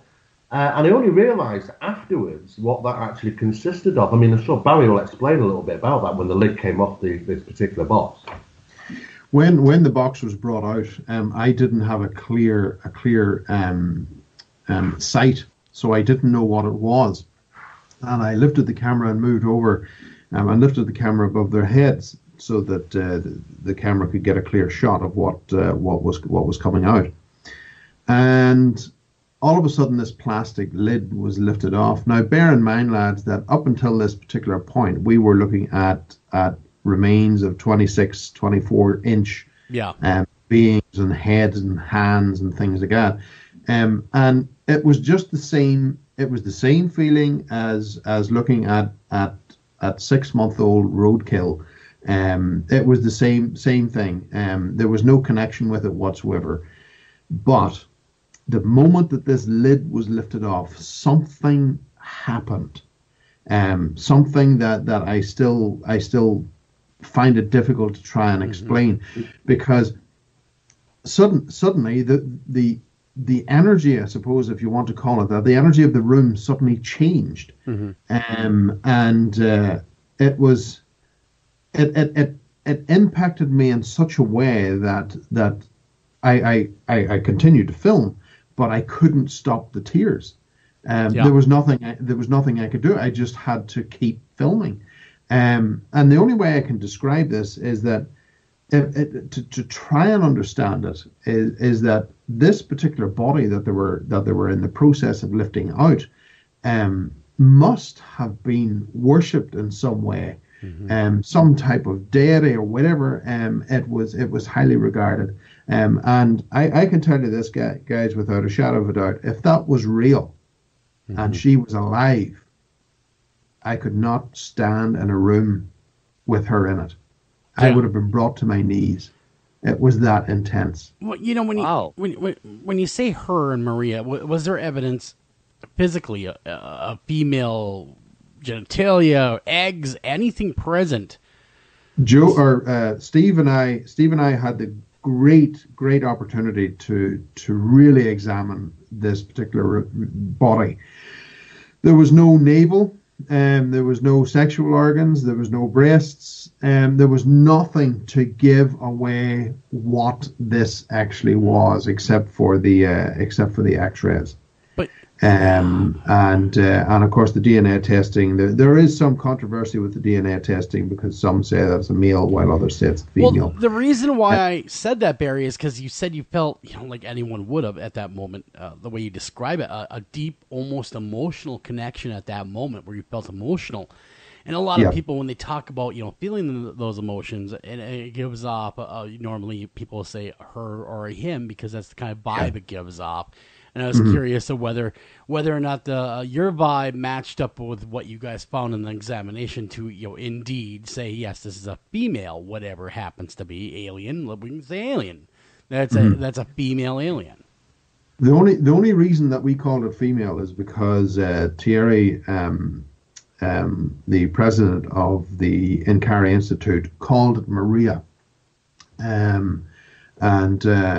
So that particular name stuck. Now, if I was to say, was the energy emanating off these remains, was it male or female? I couldn't say. All I could say is that there was something bizarre happening with that particular body, and I got to say that the experience, this particular whatever lingered from this particular encounter affected our electronics. It was even for days, if not a week after it, we were still having issues with electronics malfunctioning, which really had me scratching my head. I was wondering, how the hell is this happening? Yeah. It was very, very bizarre, very, very strange. And as I said, if she was alive, or if it was alive, I could not have stood in a room with this, because it would have brought me to my knees. Yeah, you'd said that, and it had to have been one of those moments. I mean, Bear, you're not new to this.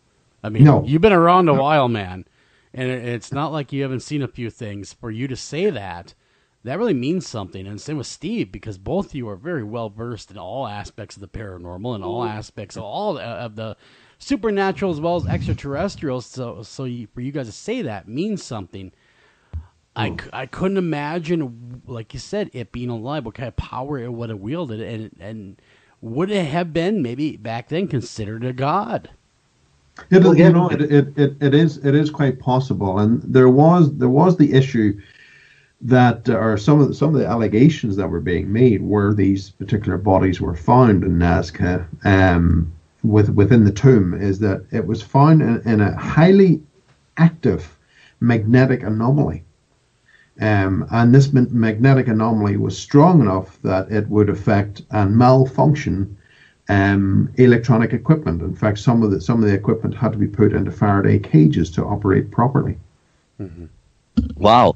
Well, my question is, it almost seems like with that level of energy emanating from the body or in conjunction with the body, that in a sense, it had a kind of life. Does that make sense? Did you feel that it was a different, altogether sea change difference from the other bodies and body parts that you examined? I mean, I know you said that it was completely different. Oh my God! It was a difference of night and day. It really was. One of them was flat, and the other one was exceptionally active. However, I thought to myself, okay, is this body producing some type of magnetic disturbance that I'm possibly picking up on? Is that what's creating the problems with the electronics? Is there some type of radiation coming off this? And I have to say, I checked it, and it was all zero. So I was stumped. I really was stumped. You know, Barry, it would have been cool to do a little EVP work right then. You know what I mean? That would have been something. Been like, just to see. You just never know. Well, that's it. That is very true. But considering that she was found in a tomb with 20 more of these small creatures, I said to myself, I really want to get to the tomb. And Steve and I were really pushing to get more information on the tomb. They had already given us some information, so we were able to deduce where within the area it actually may be. Irrelevant of what they were telling us, because we were getting 3 or 4 different descriptions of the tomb and where it was located.